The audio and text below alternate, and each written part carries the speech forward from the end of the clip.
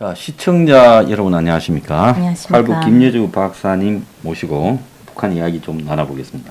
지난주에 우리가 그 강제 수용소 네. 이야기를 했는데 네. 그 사이에 보니까 Remember Me라는 북한 정치범 수용소를 그린 애니메이션 영화가 일본 감독이 탈북자들을 면담해가지고 이제 6월 29일 날 개봉을 한대요. 그런데 이 영화를 굉장히 잘 만들어서 이 영화가 애니메이션계에 유수한 영화제에서 상을 타고 그래서 그 영화제를 세계 여러 영화제를 휩쓸었다. 근데 이런 영화를 일본 사람, 그러니까 이제 제1교포 4세고 일본에 이제 귀화해서 사는 시미즈 에이지라는 사실상 일본 사람이 이걸 제작을 했대요.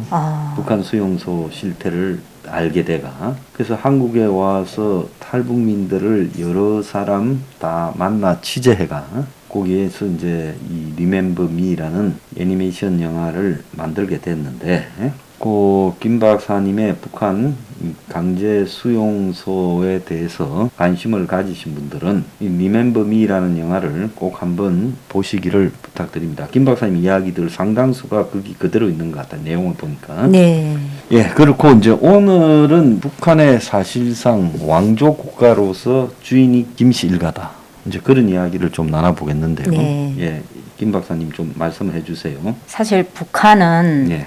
북한이라는 전 지역 그리고 북한 주민들도 내 생명이 내 게 아닙니다. 내 생명이 내게 아니다. 예, 내 게 아닙니다. 예. 그리고 예. 북한의 전 지역이 뭐냐면 북한은 이미 북한 주민들은 예. 이동이 자유가 박탈이 됐고 언론이 자유가 박탈이 됐고 마음대로 말할 수 언론 자유가 없는 박탈. 인권이 박탈이 됐고 예. 없습니다. 그러니까 인권, 언론, 이제처럼 이동 예. 모든 게 다 금지고 내 마음대로 할 수 있는 게 영역이 하나도 없습니다. 예. 모든 걸 다 김일성이 지시에 의해서 김일성이 생각에 의해서 움직여야 되고 이러다 보니까 북한 주민들은 태어나서부터 조직이라는 어떤 형성체에서 들어가서 내 마음대로 못하고 김일성이 말 한마디에 움직여야 되는 그런 기계와 같은 인간이 되었습니다. 그리고 북한 주민도 물론이지만 또 북한 전 지역, 북한의 정말 세계에서 가장 경치가 좋은 명승지,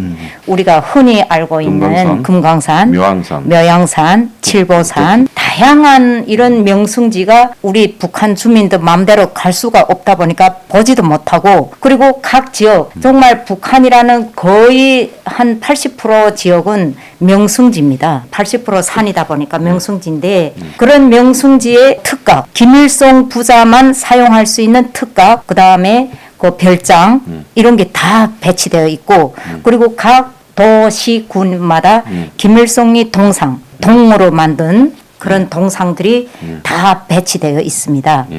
그리고 또 각 군마다 유명한 군에는 김일성이 조금 잠시라도 왔다 갔다라는 어떤 흔적이 있는 곳에는 사족관 박물관이 있습니다. 건물이 상당히 큽니다. 그래서 저희 친구 그 오빠도 왕제산 혁명박물관에 그 함경북도 온송에 있는데 함경북도 온송군 왕제산 혁명박물관에서 근무를 했습니다. 왕제산. 네. 이야기 많이 들어봤어요. 네네. 김일성이 왕제산에서 항일 운동을 했다. 뭐 그런 거죠. 네. 그게 무슨 운동이냐면 김일성이 도문에서 그 길림육문 중학교를 졸업했지 않습니까? 예. 그 육문 중학교를 졸업하고 북조선에 나와서 그 양수천자라는 데 있습니다. 도문에. 그 도문에서 양수천자에서 그 물을 길어가는데 그 얼음을 깨다 보니까 두만강 얼음을 깨다 보니까 그 도끼가 자루가 끊어나서 그 도끼 그 머리가 저 얼음 밑에 들어갔습니다. 그래서 그 얼음 밑에 들어간 도끼 자루 그 도끼를 꺼내왔다. 뭐 이런 전설로 인해서 그런 거랑 또 뭐 전쟁 시기 뭐 항일혁명 투쟁 시기라고 이렇게 해가지고 그래서 투쟁하다 어쨌든 모든 그 역사들을 그 왕제산 혁명박물관 안에 다 넣어서 저도 군에 있다 보니까 학교 때 견학 갔던 생각이 납니다. 자, 거기 왕제산은 온성에 있고 온성에 그 있습니다. 회령하고 온성하고는 같은 군입니까? 아닙니다. 옆에 해령군, 온성군 이렇게. 예. 근데 후에 그걸 해령시 언성군 그냥 이렇게 그렇겠구나. 시를 개편했는데 예. 그리고 해령에는 뭐가 있냐면 김일성이 와이프, 김정일이 생모, 김정숙이라고 있습니다. 예. 그 김정숙이 사실은 해령에서 태어나지 않았는데 그 경치 좋은 뭐 하여튼 이런 군시 지역마다 자기들이 태어났다고 연고를 다 만들고 다 사후적으로. 만들어서 해령군에도 김정숙 사족관이 있습니다. 그러니까 사후적으로 스토리 라인을 만들어 가지고 이제 전설을 예, 레전드를 만드는 네네네네.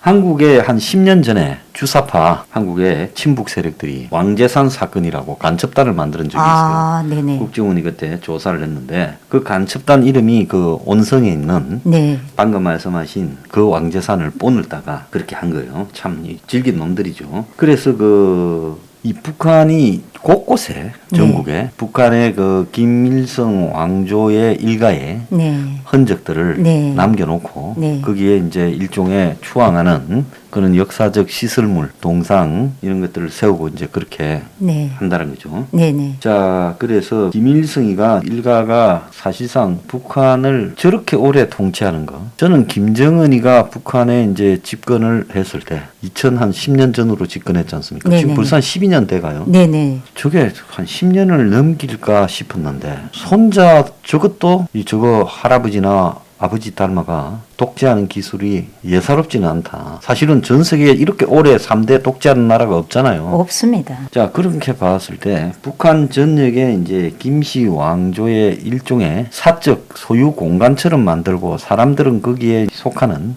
일종의 부속물처럼 만들어놨는데 그런 것들을 만들려면 김일성 일가의 그 여러 가지 전설, 설화 이런 것들을 계속 그 학습시키고 교육시켜서 세뇌. 마음속에서 이제 완전히 좀 그럴까 하는 이런 불만이나 이런 것들을 없도록 세뇌시키지 않겠습니까? 네, 그렇습니다. 그게 얼마나 심각한지 한번 이야기 좀 해주시죠. 그게 심각할 수밖에 없는 게 제가 좀 전에 말씀드리다시피 태어나서부터 이 세뇌라는 거 제가 여기 와서 절실하게 느낀 게 뭐냐면 세뇌가 얼마나 심각하고 그 세뇌 교육이 정말 변할 수 없다라는 걸 절실하게 느꼈습니다. 왜냐하면 태어나서부터 우리 대한민국에서 여성들이 임신되면 태교를 하지 않습니까? 태교하면 아기한테 좋은 걸 보고 또 좋은 글을 읽어주고 책을 읽어주고 이게 태교인데 북한은 태교할 시간도 없기도 할 뿐더러 아기를 임신했을 때부터 김일성이 교실을 너무 외웠기 때문에 또 그리고 김일성 주체 사상이라든가 김일성이 어떤 말씀 김정일이 말씀이라고 하는데 어쨌든 김부자의 그런 말씀을 무조건 앞에다 인용하고 오직 눈만 뜨면 김일성, 김정일을 외워야 되니까 어려서부터 그게 법인 줄 알았습니다. 그래서 다가서 가기 시작하는데 아기들이 말 떼기 시작하면 네가 어디서 사냐면 경애하는 아버지 김일성 원수님 품속에서 산다. 그리고 우리 아버지는 김일성 원수님이시다. 우리 어머니는 조선노동당이다. 그렇게 배우다 보니까 저는 우리 아버지가 나를 낳아서 키운 아빠 엄마가 내 아버지 아니라 김일성 조선노동당이 내 아빠 엄마인 줄 알았습니다.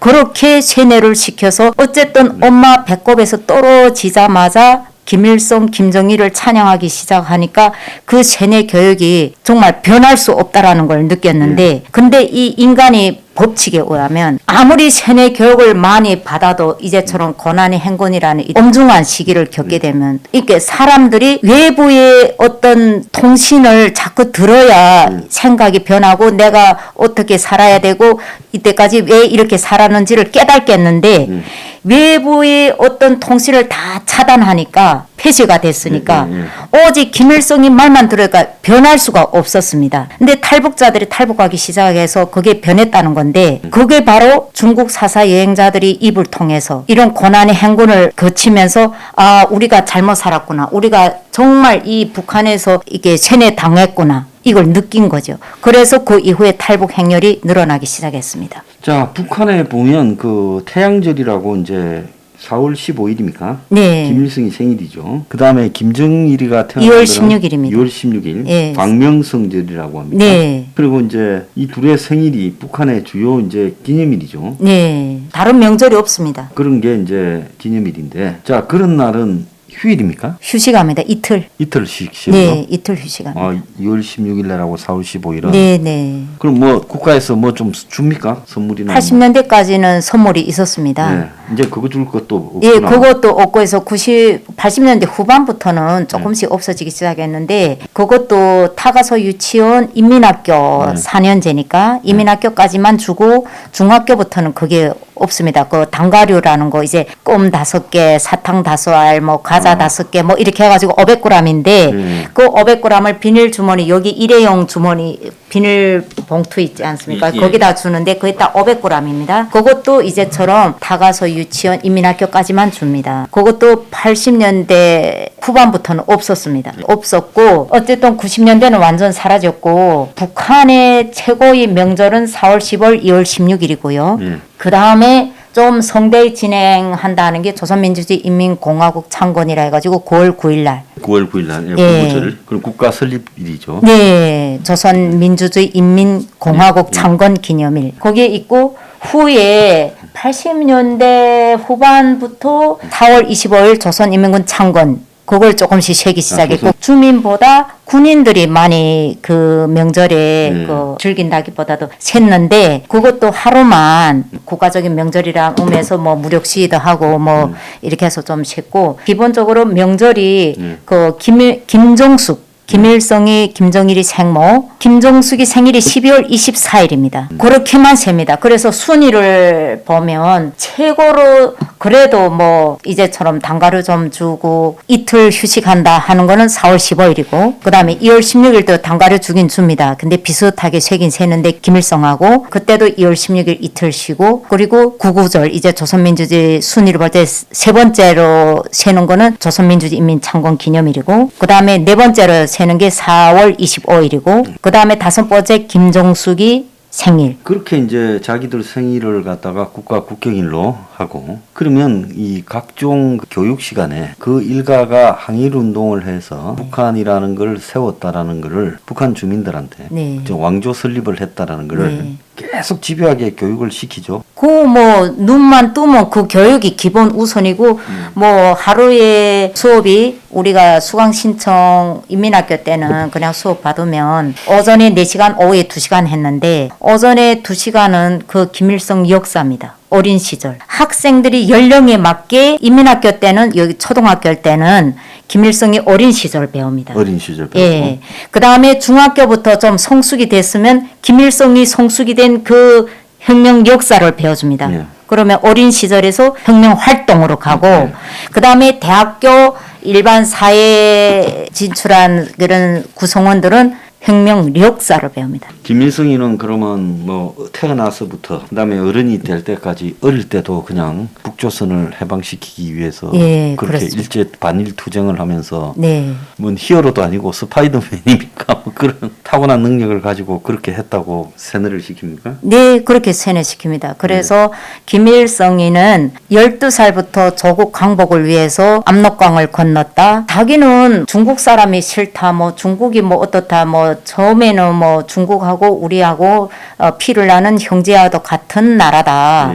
뭐 이렇게 했는데 중국에 대해서 어떨 때는 막 부인할 때도 있었는데 우리가 그때 당시 이런 생각을 했습니다. 조금 뭐 배웠다, 조금 인식했다 이럴 나이일 때는 아니 자기는 중국 길림육문 중학교를 졸업했으며 한문이람 잘 쓰면서 왜 우리한테는 뭐 중국이 이렇다 저렇다 이런 말하지? 이런 생각도 했었고 그리고 모든 게 성장할 때는 그게 진실인 줄 알고 배웠는데 교육을 받았는데 다 크고 보니까 어느 정도 내가 이렇게 세계관이 섰다 이럴 정도일 때는 진짜 김정일이 소련에서 태어났는데 왜 백두산이라 하지? 태어난 것도 거짓말 쳤고 모든 게 거짓말인 겁니다. 후에 저희들도 다 깨달은 거죠. 자, 그런데 저렇게 이제 북한 사람들에게 교육을 시키면서 예를 들어서 이제 배급을 해주고 그 다음에 뭐 생일이라고 먹을 걸 듬뿍 주고 옷도 주고 자가 뭘 해줄 걸 다 해주면서 우상화를 하고 북한이 김일성 왕조의 개인 국가다 이렇게 하면 괜찮은데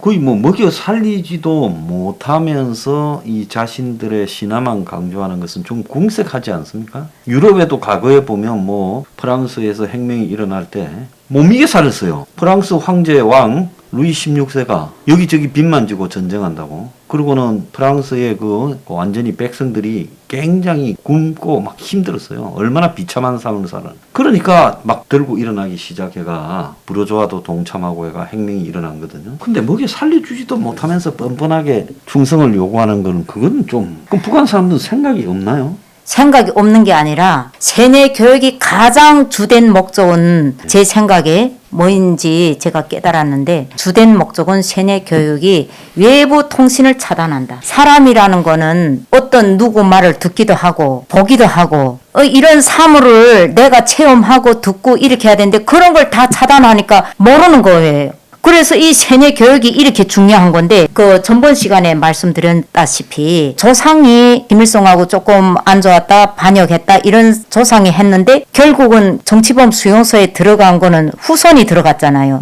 후손은 아무 죄가 없습니다. 그리고 우리 조상 보지도 못했는데 정치범 수용소에서 태어난 자손도 있는데 그 사람은 말하는 게 그겁니다. 자기는 김일성이 우리나라에서 주석이 누구고 김일성이 뭐 어떤 사람이고 이제처럼 노력 영웅이 누구인지도 몰랐다는 겁니다. 그러니까 세뇌 교육이 그만큼 중요한 목적이라고 저는 생각합니다. 보지도 못하고 듣지도 못하게 하니까 당연히 모르죠. 그냥 김일성이 하나님인 줄 알죠. 참 웃기는 이야기라고 보고 있는데 자, 그래서 이 북한의 김일성이를 따라가지고 북한의 이 서민 대중들을 누르고 있는 김일성을 떠받치는 북한의 기득권 계급 그런 사람이 한 얼마나 된다고 봅니까? 북한 주민이 2,500만이죠. 솔직하게 제가 성장하면서 느낀 건데 80년대 초반까지 그래도 김일성이를 찬양했습니다. 왜 이제처럼 세뇌교육을 너무 받았기 때문에. 그런데 그때 중국 사사 여행자들이 많이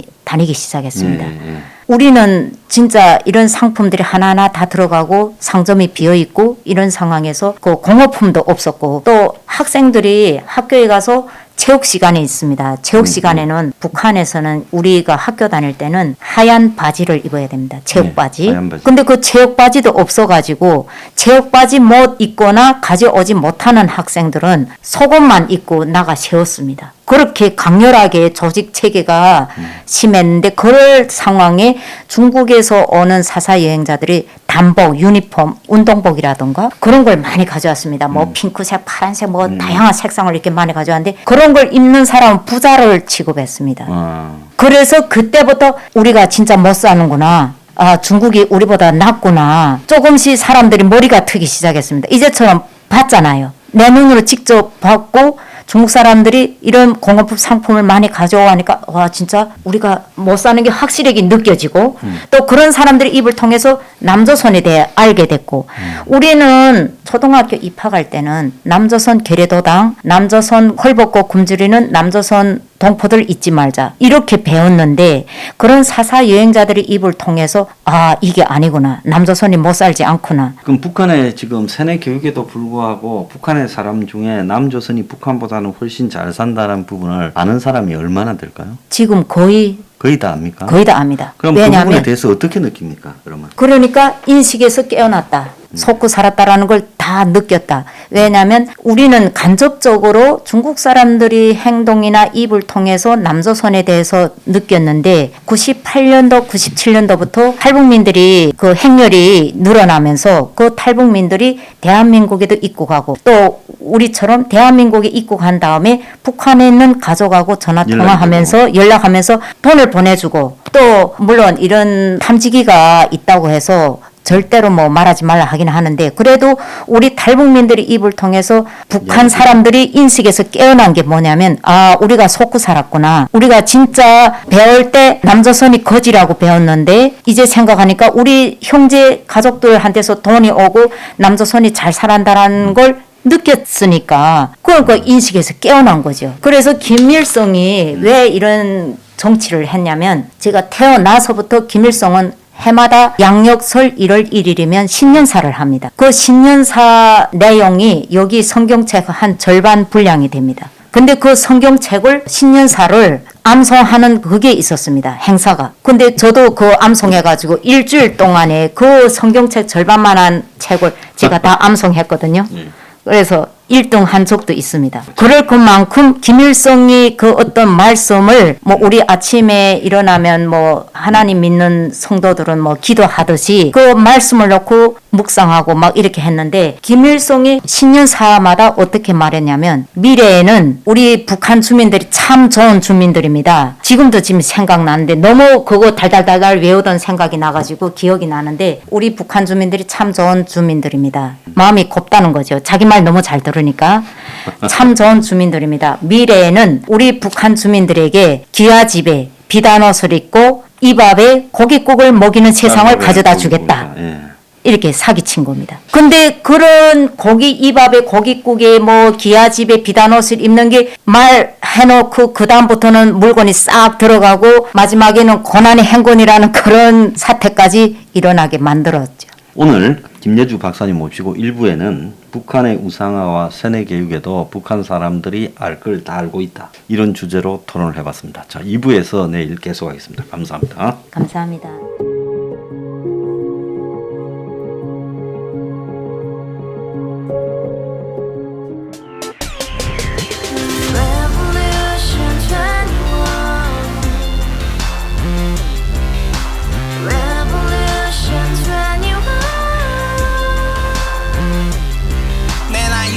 월세 30 코인빚만 300 서울에 온 지 벌써 10년 아둥바둥 버텼지만 여전히 난 반지 하에 제왕 곰팡이 연문제약 내비랑 깡통망통 완전히 폭망 90원 창문만큼 작아진 내 꿈 연애 결혼 내 집 모든 게 헛꿈 1년 전 떠난 여친 울며 말했지 같이 써봤자 평생 가본 게 꼭꼭꼭하지 가바후스 700 나도 소유주 가바후스 700 나의 소유주 택시기사 우라부지 마트 캐셔 울어무니 우리 집안 다 털어봤자 후줄 그래 개선민 내 미래 거기서 팍 끝난 거지 팍더 이상 노력 따윈 괴물이 스펙 찾아서 말리 비오는 날 알바 잘려 맨날 학원 날 개쳐 발려 밤비 내리는 양화대교 홀로 걷고 있을 때 현수막에 아로 새겨진 평당 700짜리 아파트 다같이 소리 질러 혁명 21 가바후스 700 나도 소유주